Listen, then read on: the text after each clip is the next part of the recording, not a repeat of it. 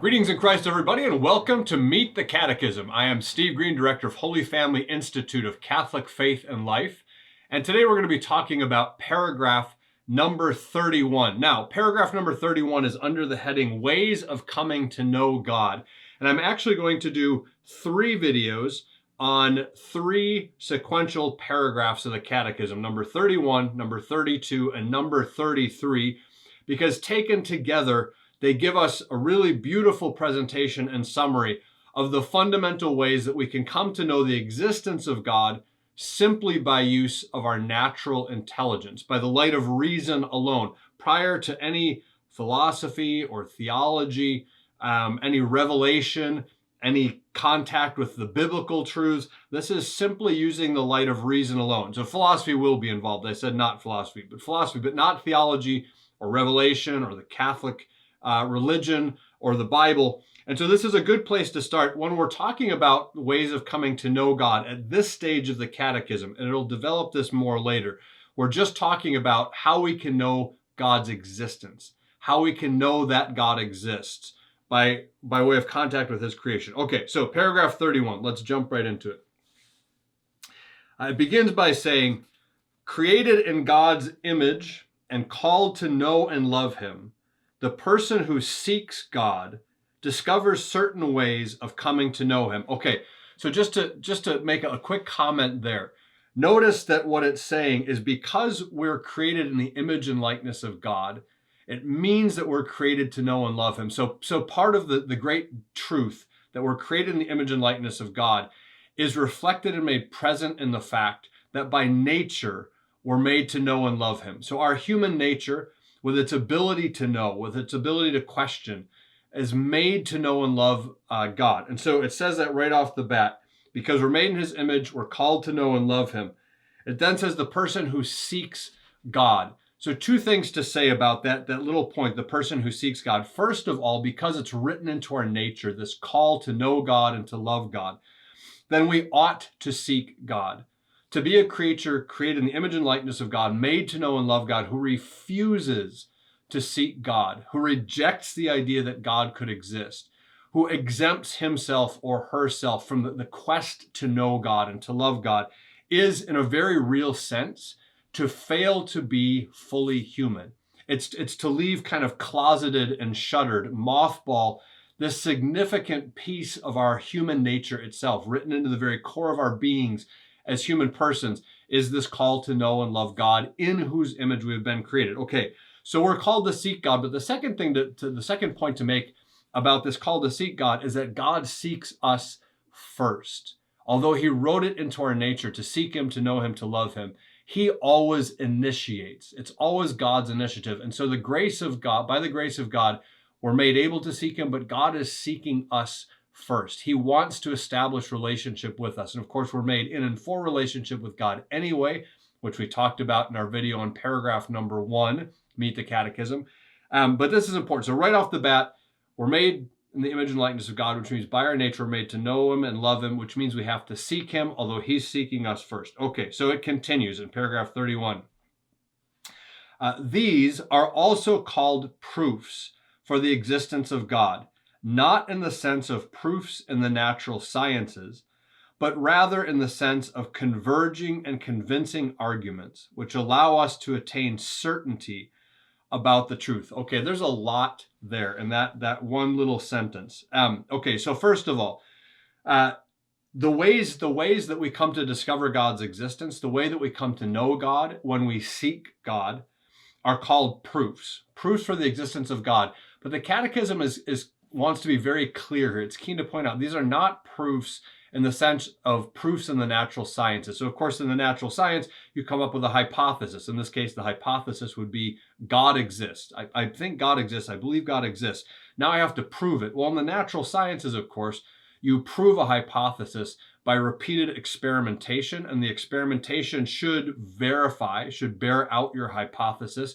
And then you submit that experimentation and the results which seem to verify, which seem to corroborate the truth of the hypothesis.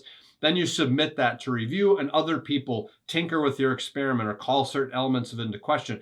So that's how the natural sciences work, which is wonderful. It's a beautiful method for establishing the truth of hypotheses about the natural world. But of course, we're talking about the Creator God, who exists before the universe, who contains the universe in his own being and essence, but who is not a member of the universe, not another thing in the universe.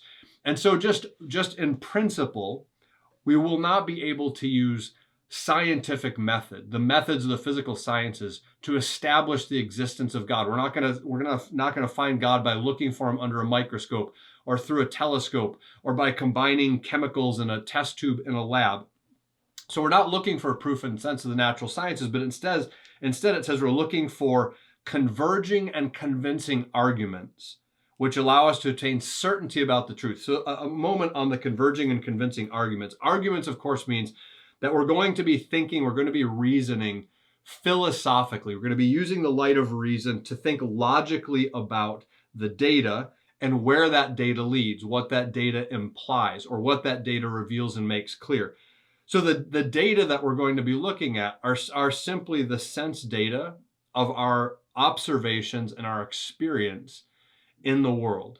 So we're going to look around the natural world, and we're going to, first of all, the seeking God is written into our nature in a metaphysical way, but it's also written into our nature in a very everyday and kind of ordinary way. And that is all of us from the moment we come into possession of our rational powers, right?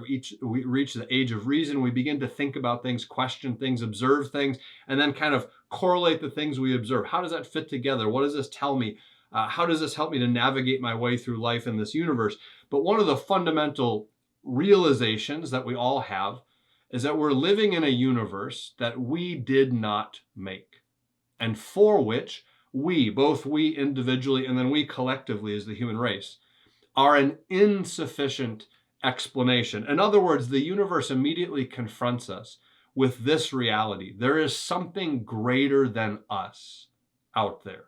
Something higher than us out there, something more powerful, something more intelligent than us, which created, formed, structured, ordered this universe that we find ourselves in. And so that realization then awakens in us what Aristotle calls wonder. He says all philosophy begins in wonder. All thinking about reality, all questing to understand reality begins in wonder, and wonder is rooted in this experience of finding ourselves in a universe for which we are not a sufficient explanation. Okay, so that's the beginning of the seeking of God. But these converging and convincing arguments then are based on our observations and our experiences in this universe, and it is God's universe. He created it, and so he wants us to seek. He wants us to wonder. He wants us to look out at the stars and the beauty of nature and the great harmonious overlapping of ecosystems and biological spheres, and to see in all of that this great and powerful design, and then to look beyond it, to have that sort of be like a window through which we look for God himself. Okay, so these converging and convincing arguments then are going to be philosophy, reason, logic applied to what we observe and what we experience in the natural world.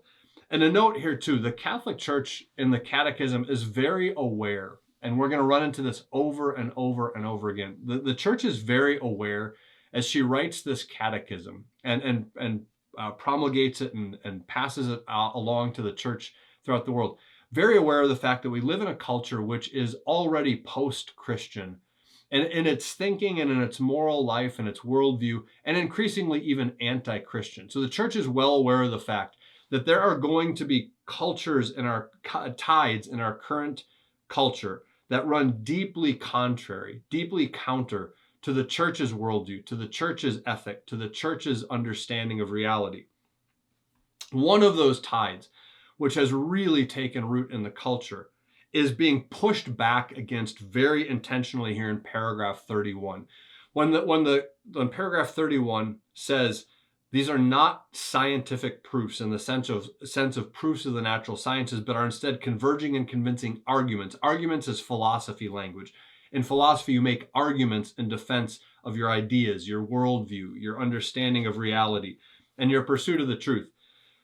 What the church is taking aim at there is an intellectual error called scientism. And scientism is simply the belief that the only valid knowledge, that the only genuine truth is knowledge or truth derived from and verifiable by the empirical sciences. Empirical sciences meaning the hard sciences, the physical sciences, right? So, chemistry, biology, astronomy, zoology, et cetera, et cetera, et cetera. Physics would also qualify. And this scientistic, not scientific, this scientistic worldview, the worldview of scientism, basically claims that any knowledge or any truth derived from any discipline, any intellectual discipline other than the hard physical sciences, the empirical sciences, doesn't count, does not rise to the level of genuine knowledge or truth. Genuine knowledge and truth we only get from the empirical sciences. But here's the problem with it. Well, there's a lot of problems with it. It breeds problems as well. But right from the start, we have to notice that the thesis statement of scientism as a worldview, that the only thing that counts as truth or genuine knowledge is truth or genuine knowledge derived from and verifiable by the physical sciences, that thesis statement itself is neither derived from nor is it verifiable by the empirical sciences. Therefore, it fails its own test for counting as genuine knowledge or truth, which means that logically we are amply justified in dismissing and ignoring scientism as a worldview option right out of the gates. It is incoherent in reference to itself. It's self-contradictory. It literally saws off the limb that it's sitting on. So, apart from the fact that it's a logically incoherent position because it fails its own test for counting as genuine knowledge, scientism has been extremely influential nonetheless. A lot of people miss that fundamental fact of its self-contradictory nature and its incoherence. Other people sort of see it, but they're willing to hand wave to try to explain it because it's so important to them to reduce all knowledge to what can be verified by the sciences. So the church is pushing back against that and saying that's simply not true. We can reach genuine knowledge. We can find the truth through the physical sciences, sure, where the physical universe is concerned and its properties, matter, energy, time, space. But there are things that are outside of the universe, that are prior to the universe, that are greater than the universe. And there are things which are metaphysical. Metaphysical simply meaning above or beyond the physical. Things like will, intellect, memory, love, imagination, all of the emotional life of human persons, our psychology, none of that is reducible to simply matter and motion. So the church is pushing back against the worldview known as scientism when it says the proofs for God are not scientific proofs, nor could they be because God precedes the universe. He brings the universe into existence. He's not a member of the universe or a thing in the universe. And we can have certainty. That's the last point I want to make about paragraph 31.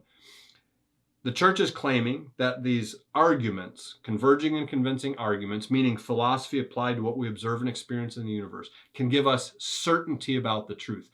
And not only do we live in a culture formed by scientism as a worldview, but we also live in a culture formed by relativism, which is the idea that there is no such thing as objective truth, that all truth is relative. It's simply relative to either individuals, meaning my truth, your truth, his truth, her truth, or cultures. Well, here in 21st century America, these are the truths that we believe and that we order our lives by. But those truths wouldn't necessarily apply in some other time or in some other place or to some other group of people.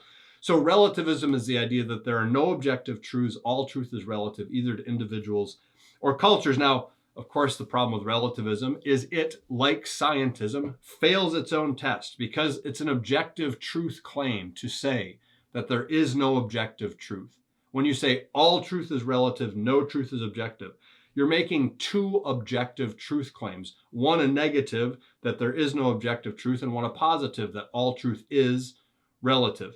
So it fails its own test. Again, we're amply justified in dismissing it. But again, like scientism, it has proven profoundly influential in forming how people think. So the church is pushing back against both scientism and relativism here in paragraph 31 and reassuring us that we can come to certainty about the truth of God's existence simply by thinking reasonably, rationally, logically, philosophically about what we observe and experience in the universe. And then paragraph 31 is going to close by prefacing paragraph 32, saying these ways of approaching God from creation have a twofold point of departure: the physical world and the human person. And the physical world and the human person are going to be the subject of paragraphs 32 and 33, which we will move on to next.